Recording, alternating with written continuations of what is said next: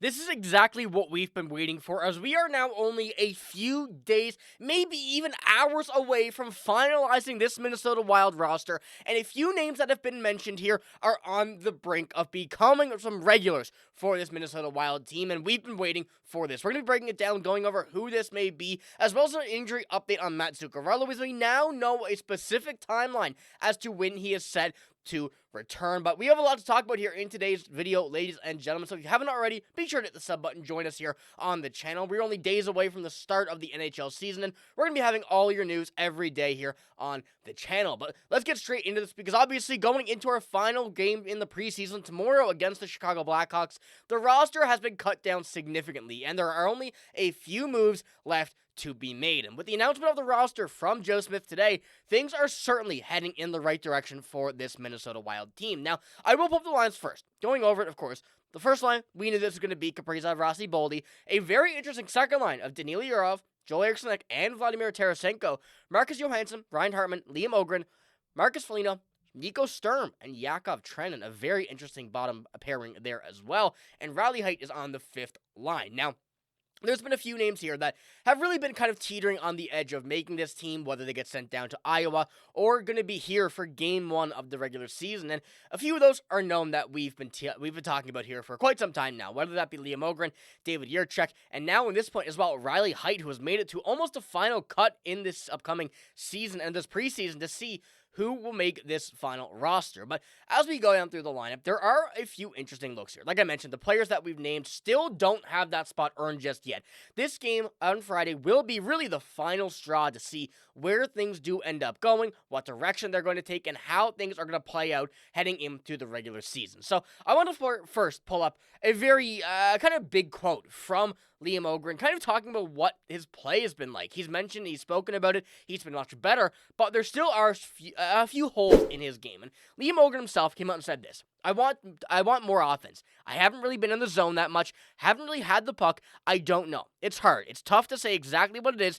I just need to maybe relax a little bit more, get the feel with the puck. And this is something that we've seen Liam Ohgren kind of go a little bit struggling with in the NHL over his few games here, around, I believe it's 25 games total in his NHL tenure, and I believe 2 or 3 goals. I can't remember the exact number, I do apologize, but it is very slim on the offense, and that has been a big kind of thing of concern for him and his tenure in the NHL thus far, is that the offensive production that he's had in the NHL has not been at all equal to what we've seen in the AHL, which we've seen been very, very good. But going into this upcoming now game and season, Liam Ohgren is looking to really turn it around, and we've seen throughout this offseason that he has gotten much stronger. And I'm sure you guys remember the picture of him wearing the weighted vest, looking absolutely yoked. He is ready to go, and he took this offseason very serious in preparation to get to this upcoming lineup and make it to, get to a regular spot on the season rather than bouncing back between Iowa and Minnesota. Now, going in as well, when you take a look at this, Joe Smith did talk about this as well when he quote tweeted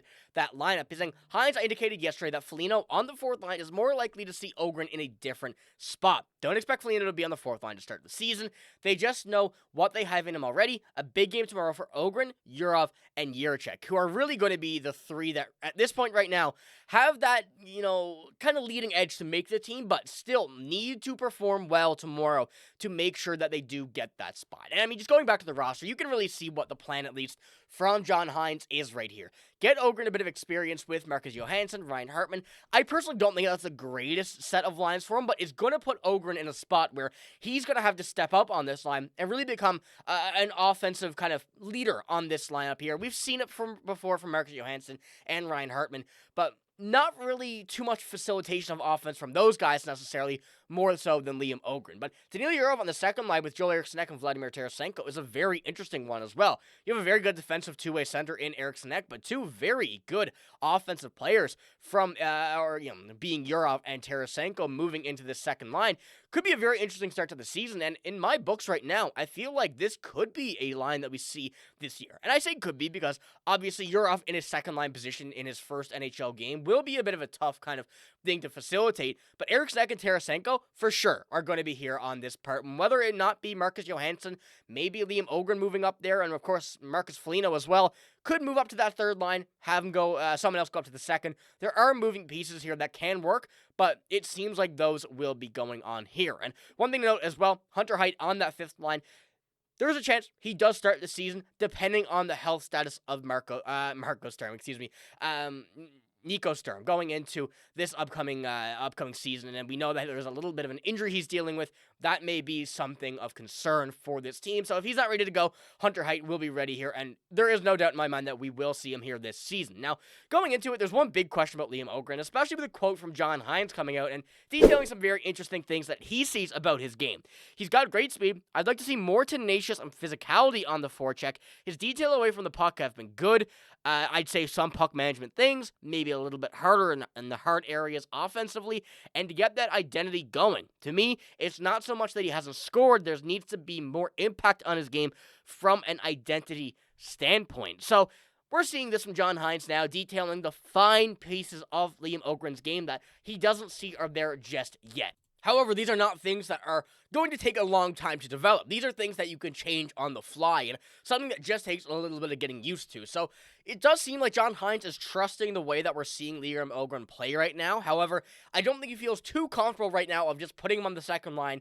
More so of a developmental thing, if we can get him on the line, with someone that can also keep up that pace, get him a little bit in those dirty areas. I feel like this is the line to do it as well, with Ryan Hartman there. Show him how to do it and really get into those kind of gross areas on the ice. So I'm liking what we're seeing right here now, especially with the way that this team's to be planning out over the next couple of days here, heading into a very important start of the season with a lot of kind of stuff pending on the health of some other players. And all going on with that, as we mentioned, there's going to be a very good and important matchup on Friday going into this game, because John Hynes has said that he spoke to Blackhawks coach Jeff Blashill and believes the Wild will get Chicago's regular lineup for Friday's exhibition. So there's almost a chance you could really consider this as game one of the regular season when you're getting the same lineup that you're probably going to see here earlier on in the season, or something very similar, maybe with a few moving pieces on that Chicago side as well, where you're getting a few players that are trying to crack this lineup. So going to be a very good kind of final game to test out if Ohgren, Yurov, and Jiricek all are going to be on this lineup. I think Jiricek has the best option here, but followed by Ohgren, then Yurov. But there are going to be moving pieces. We're going to see these guys a lot this season, regardless of if they start in the NHL or not. But we do have one more update regarding Mats Zuccarello, and why the reasons are that some of these guys may have a start to the season where Mats Zuccarello would normally be. And we've seen the injury being a prominent issue with this team. We've seen everything going on.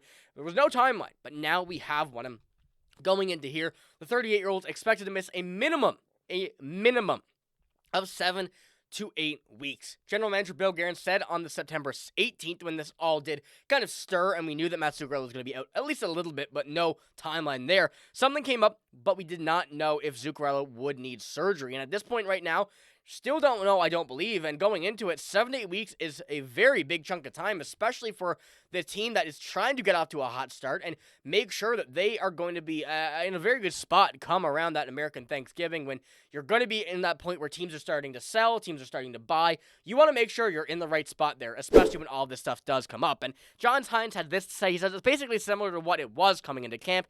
We knew he wasn't going to be ready. Now we have an exact timeline on his return. So having all of that come out now, having the timeline there, we can kind of put a sticker on this and mark it for later, just to see when things are going, and we can kind of evaluate now how these lines, without Mats Zuccarello, a very experienced, still a very good and quick player, will, kind of how this team will be without him, because he's been a big piece on that second line for years now, and having Vladimir Tarasenko take over his role, although not, exact one-for-one replacement, if it was Tarasenko a few years ago, would be very good. But let's see if Tarasenko or maybe Ohgren, Johansson, someone can take that role of Mats Zuccarello on that second line. So let me know what you think about that as well here in the comments below. But that is all I have in this video. If you did enjoy, give it a like, hit the sub button as well, and I want to know what you guys think specifically about the first part of this video of Danila Yurov, Liam Ohgren, and David Jiricek. Who do you think will be given that option or be earning that spot to play, if not all here? And also, let me know what you think about Hunter Hyde, if you think that he could make this lineup as well on opening night. Bearing injuries to, Nico Sturm or whatnot, as long as he's healthy, will likely be gone to the AHL. But at this point, it still is an option. So let me know what you think about that. But like I said, that's all I got. Thank you for watching. Hope you have a great day. See you later.